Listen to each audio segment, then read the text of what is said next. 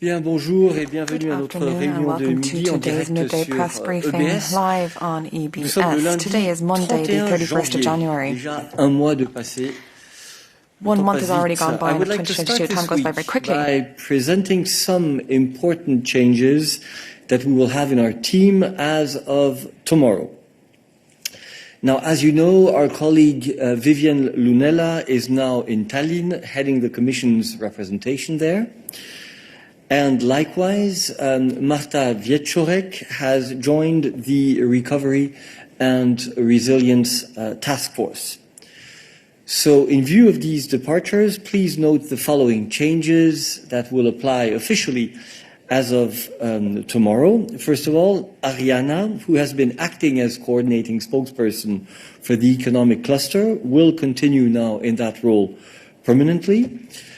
Stéphane de Casmaker, who for the last 2 years has been covering the health front under very strange circumstances, as we know, will take on the role of coordinating spokesperson for the Green Deal cluster.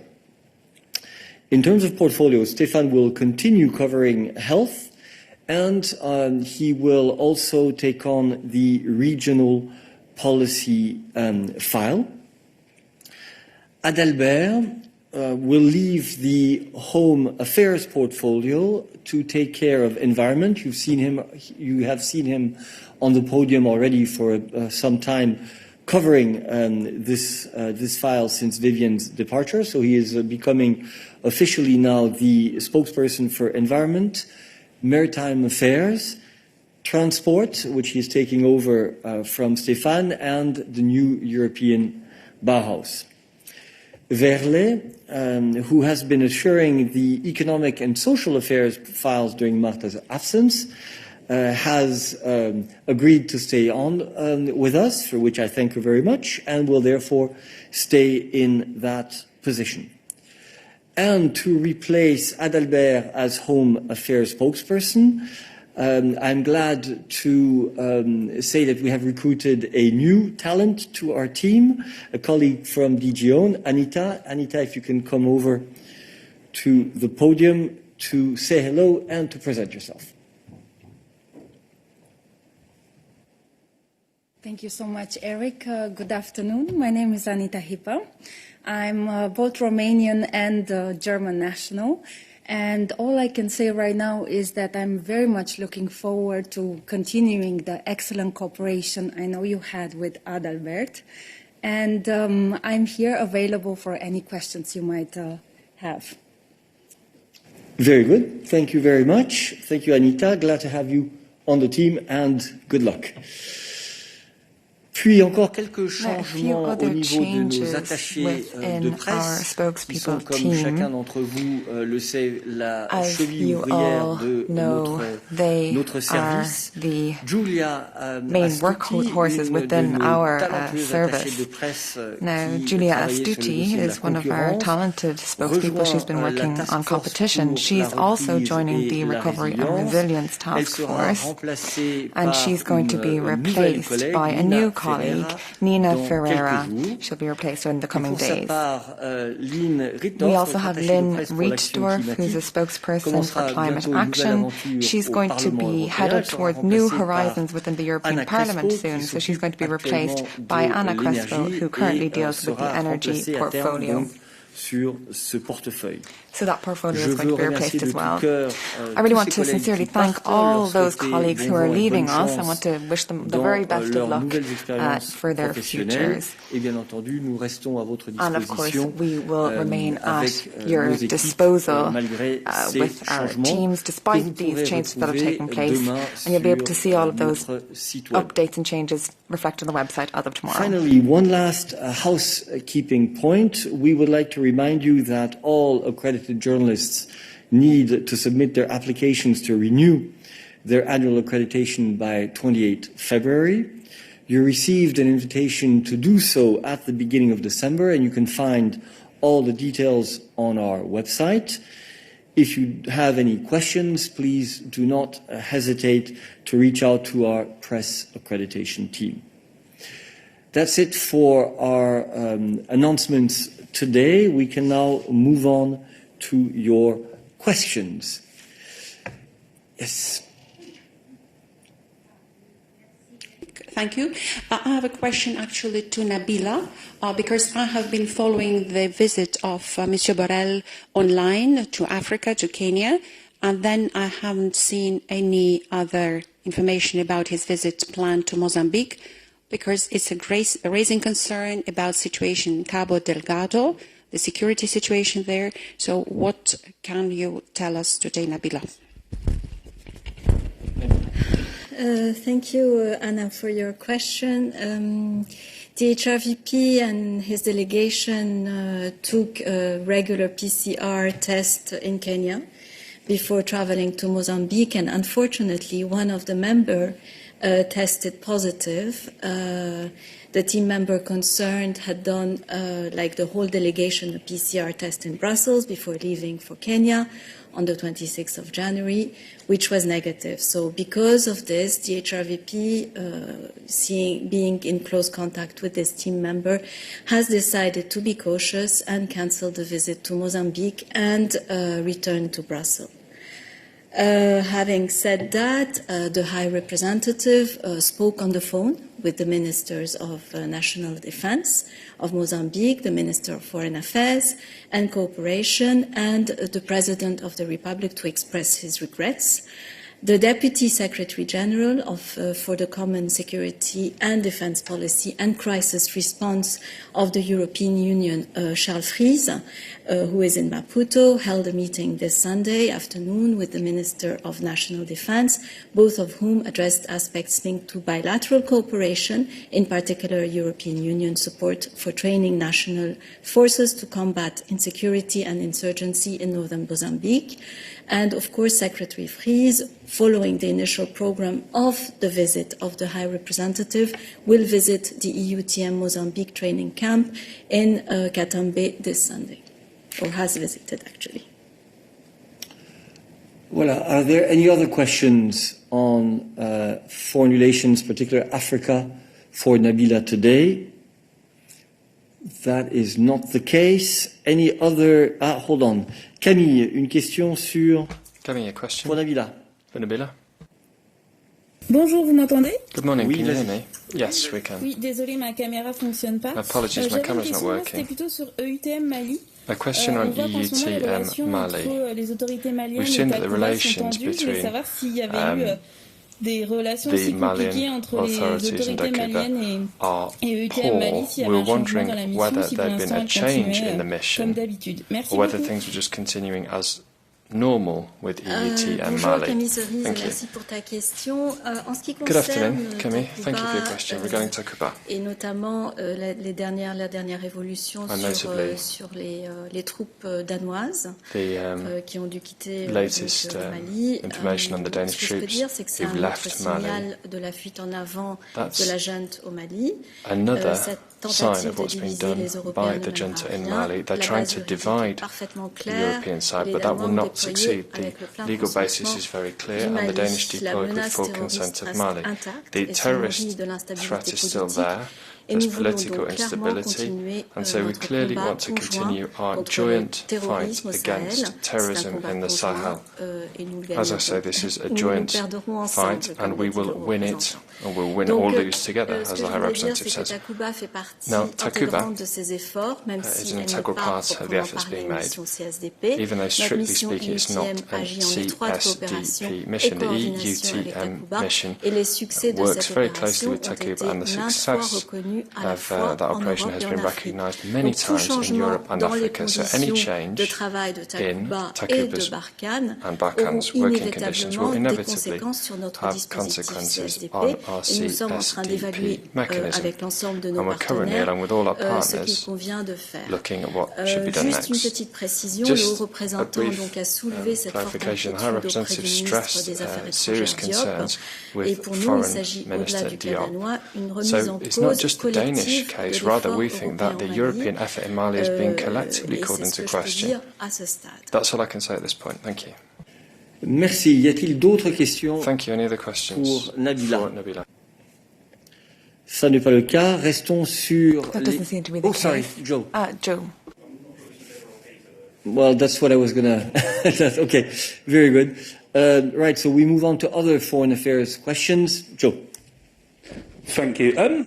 So today the British government is going to announce a sanctions regime, well, powers to put in place a sanctions regime that can target Russian individuals in Britain and basically implement asset bans on oligarchs that have links to the Kremlin. I'm just wondering, does the EU already have powers to do this under the stuff that it has previously done with Ukraine and because of the Crimea and renewed since, or is this something that you're looking to do in the future? Thank you. C'est pour Peter. Question for Peter, who is connected. Peter, go ahead. Hello, good afternoon, and thank you for the question. The European Union is currently in the stage when we are trying to solve the issues with Russia through engagement and dialogue, but should the dialogue and diplomacy fail, then of course we are prepared with deterrence and with restrictive measures. The work is so much advanced already, and everything is on the table, as President Ursula von der Leyen has said recently. So we are considering all the possible options when it comes to sanctions in reaction to possible Russian actions against Ukraine. So in case of further aggression against Ukraine, there will be serious political consequences and massive economic cost for the aggressor. But as always with the sanctions, we would not go into details at this stage.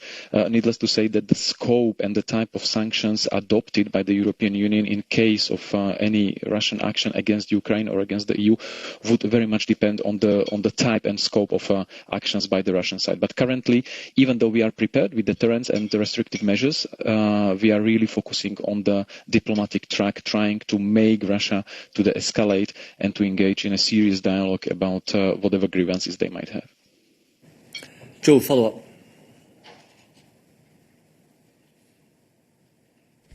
Thank you, Peter. So to make clear, the EU doesn't have powers to target Russian individuals in the EU and their finances, for instance, a Russian oligarch living in Paris. And just could you give us a quick update on any kind of talks that you've had with the US, UK and Canada about kind of linking sanctions plans together? And have you had any more talks? Are you looking to carry on doing this to basically all be on the same page? Thank you.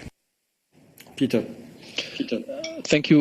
In general terms, once a national of a third country is put on the EU sanctions list, then they are being sanctioned, and the sanctions are obligatory for member states to be implemented. So if there is a Russian citizen with a Russian passport, wherever he or she at the territory of the EU is, then the sanctions apply to him or to her. When it comes to coordination of the sanctions, of course, there is a great deal of coordination being done over the last few weeks. The most recent examples and probably the most visible examples I can mention now is last week discussions last Monday at the Foreign Affairs Council, where the EU foreign ministers have been joined by Secretary of State Blinken, but we are coordinating and consulting very closely with the NATO, with Canada. Indeed, we had the Canadian foreign minister recently in Brussels, and with other like-minded partners. So we are on this track very much working hand in hand with our like-minded partners and transatlantic partners, both on the de-escalation track, but also on the track of preparing the necessary restrictive measures as a possible response to aggressive actions by Russia. Thank you very much. Other questions for Peter on this subject? No, on other foreign affairs themes? That is not the case. Thanks to both of you. And I go back to Marta, who had raised her hand initially. Marta, go ahead. Hello, thank you, Eric. I'd like to ask about the letter that President von der Leyen is supposed to have sent to President Pedro Sanchez. I would like to, first of all, know if you can confirm the existence of this letter. I've seen kind of one, so I guess it's true, but I would like you to confirm it. Second, I would like to know if this is useful. I mean, is she going to send a letter to every country that has achieved the milestones, or is just Spain because it's been the first? And finally, as she mentions transparency in this letter, I would like to know if the congratulations are because of the achievement of the milestones, or also because of the management and the distribution of the funds, because, you know, in Spain it's kind of a criticism about this, the distribution of this money. Thank you. Marta, thanks for your question, but I'm afraid I will need to double-check and come back to you on these issues. I do not have the details on this letter at hand, and Verle does not either. So apologies for that, but we will have to come back to you bilaterally on this. Are there any other questions on the RF or Next Generation EU for us today? No. So I go to Lukáš. Yeah, hi, Eric. I have a question on taxonomy. I would like to know whether the Commission will present this delegated act regulation on the 2nd February. And my second issue, and in the middle of the January, almost 80 members of the European Parliament from 6 political groups from 14 member states on the initiative of the two Polish party, the governing party, Law and Justice, and the opposition party, Civic Platform, wrote to the European Commission a letter on taxonomy, and in the letter they want the taxonomy to include the gas and the nuclear energy, and they also presented some proposals for amendments to the European Commission draft. So I was wondering whether you already replied to that letter. Thank you. Thank you very much. Well, as you know, and as I said numerous times here on the podium, we announced the agenda of the College after the weekly meetings of heads of cabinet, which is foreseen for this afternoon. So it is tomorrow at midday that we will announce to you the agenda for the College meeting on Wednesday, as well as the press conference or press conferences to follow that meeting. So I'm afraid I'm going to ask you for a bit more patience on this.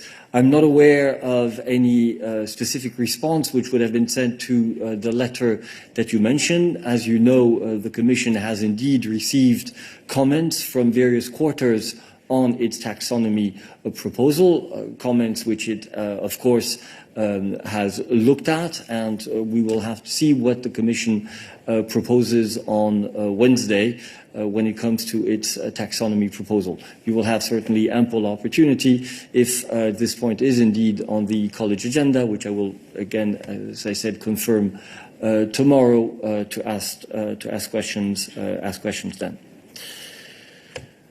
Right. Any questions on other issues for us today? Remo.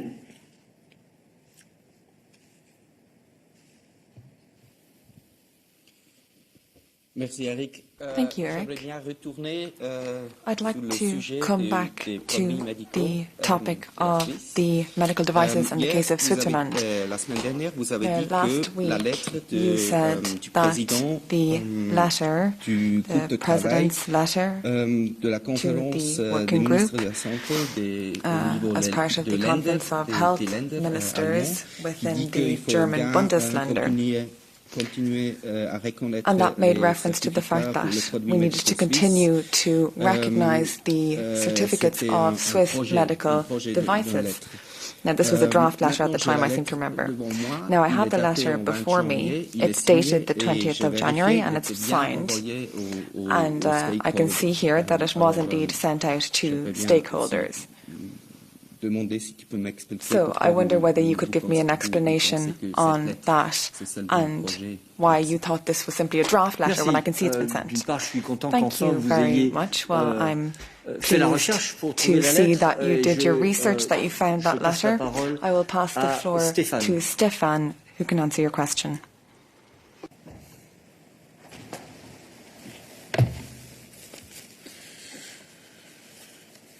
Bonjour, Remo. Good afternoon, Remo. Thank you very much for that question.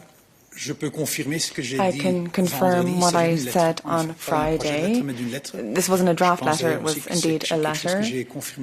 And I think that's something that I've already confirmed in writing to you. So we are talking about a letter, but we explained what the content of that letter was. And what you have just explained is not necessarily in line with the position that the Commission has outlined in that letter. Thank you.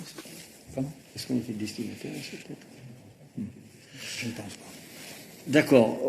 Et à ma connaissance, d'ailleurs, thank you. And to my knowledge, I'm just double-checking with Stefan here, but I'm not sure if there's a signature of that letter, if we're aware of that. And so there's no reason that we would have been aware of it at the time that it was outlined. So I think that's important to verify. Yes, the information that we shared with you on Friday is based on the information that we had received from the German authorities at that time. But of course, more information on that letter would be obtainable if you addressed the German authorities yourself. Are there any other questions on that topic? No. That doesn't seem to be the case. Thank you in that case, Stefan. And we'll move on to other topics. Nikolai. Yes. Nikolai Nielsen, EU Observer. Thank you. Thank you, Flora. Apparently, it has blocked a French compromise on your proposal on emergency measures in Belarus. I'm sorry, the sound is very poor. The services can't really understand the speaker. Helping Latvia, Lithuania, and Poland. Can you comment on the Polish blockade? Is this a matter of concern for you? Thank you. Right. The connection was extremely bad, but I understand that your question relates to the proposal for emergency measures that the Commission had made some time ago in relation to the situation with migrants who had crossed the border into Lithuania, Latvia, and Poland, and where we stand on that. Adalbert, in his probably last appearance on the podium as Home Affairs spokesperson. Enjoy. Thank you very much, and thanks for this question, Nikolai, and congratulations for following very closely this interinstitutional process that is taking place right now. Look, given that the discussions in the Council are very much led by the French presidency, as is their role, and the Commission participates in these discussions very closely, but we do not have a leading role in this discussion. All I can say for now is that the situation at the border, while it has de-escalated, it remains volatile, and our proposal aims to ensure that the EU can address the situation of instrumentalization of people and also help asylum seekers of the member states affected operate effectively under these exceptional circumstances, in line with EU law and international obligations to address the situation that is currently there. While the discussions are ongoing, we will continue to engage very closely with the member states and with the French presidency, and of course we hope that progress will be achieved as rapidly as possible. Thank you very much. Are there other questions on this issue more generally? David. Oui, merci. Adalbert, je voulais te demander si la Pologne confirme son opposition, est-ce que vous allez retirer la proposition? Will you withdraw the proposal? Bonjour David, je n'ai à ce stade rien à ajouter à ce I don't have anything to add les discussions at this point in time to what I've just said. Discussions are ongoing in the Council with the French presidency of the Council leading those discussions, and will continue to participate in those discussions as we have done thus far. David, a follow-up. Est-ce que la Commission pense qu'on peut adopter un acte de solidarité envers un État membre contre la volonté de cet État membre with regard to a member state against the will of that member state, as was the case in 2015. Well, David, we are in the midst of discussions on the specific proposal in the Council, so I don't think it would be right for me to start now speculating about any possible solutions which may be found in those discussions. I think perhaps it would be best for you to ask your question to the member states in question, or even the French presidency of the Council. On the Commission side, we will continue to work together with the Presidency in consultation with all the Member States concerned on that proposal. Merci. Y a-t-il d'autres questions sur les sujets affaires intérieures pour Adalbert aujourd'hui? Internal affairs issues for Adalbert today. Ça n'est pas le cas. Merci Adalbert. Okay, thank you Adalbert. D'autres sujets? Any other topics for us today? Tommaso.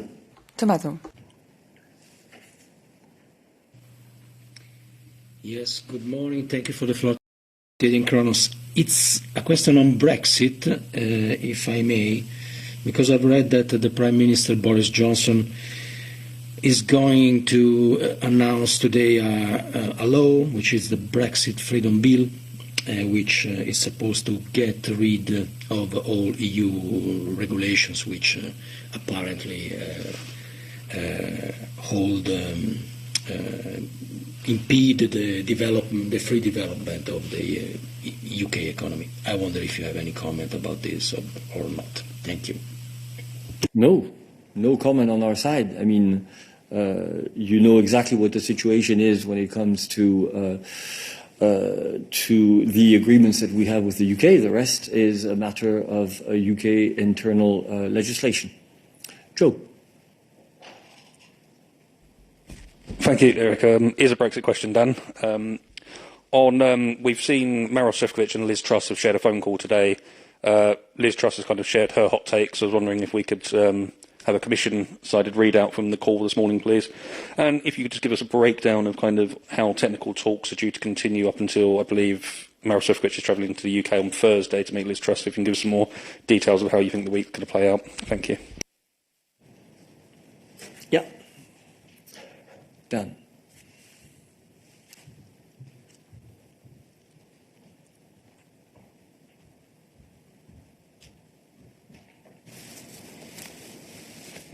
Hi, Joe. Yes, indeed. The Vice President spoke to the UK Foreign Secretary Liz Truss earlier this morning. This is part and parcel of their regular contacts at this point. As you know, that they meet quite regularly now at a political level, and in between we have the technical level talks which are ongoing as we speak.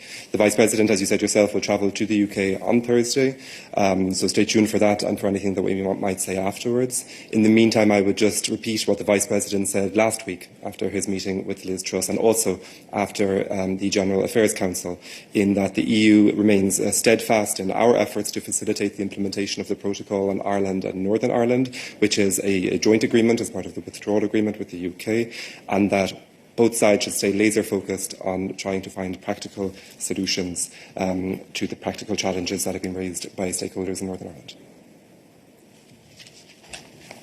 Joe, follow up. Thank you. Sorry, just a quick one, kind of slightly related. Their kind of joint statements in the past have kind of spoken about the need to be closer on cooperation when it comes to geopolitical issues. So is Meryl Sefcovic acting as a point man for those talks if Liz Truss wants to talk about, say, sanctions and coordination with the EU, is that not happening? Is he purely just kind of focused on the Northern Ireland issue in terms of wider EU-UK relations? Thanks. Joe, I think these meetings are in the context of the implementation of our agreements with the UK, the withdrawal agreement and the trade and cooperation agreement. Absolutely. Any other questions on Brexit-related issues for Dan? Not the case. Let's move on to other issues then. Katalin.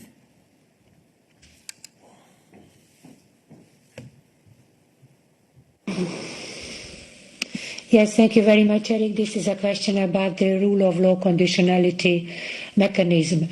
The Commission has received replies from the Hungarian and Polish governments to its administrative letters. The next step is the court ruling on the 16th of February. My question is, how does the informal exchange of letters affect the activation of the procedure if the court upholds the regulation? Will the Commission take the replies into account, will analyze them before triggering the procedure, or ignore them? Thank you. Well, Katalin, as a matter of principle, I think if we ask member states to provide us with information and they provide us with information, due process foresees that we obviously analyze the information that has been provided. Whether we then agree with, and this applies straight across the board, I'm not even answering specifically on this point, but it would really be not good administrative practice if in our contacts with member states they were to write to us and we would simply discard the letters that they send. A different matter is whether we agree with the content. But as you said yourself, in any case, currently we're waiting for the court's decision, which, as you reminded us all, is on the 16th of February. So let's wait and see what happens on that day. Right. Are there any other questions for us today on other issues? No. So let me thank you for your participation. Have a great week. See you tomorrow.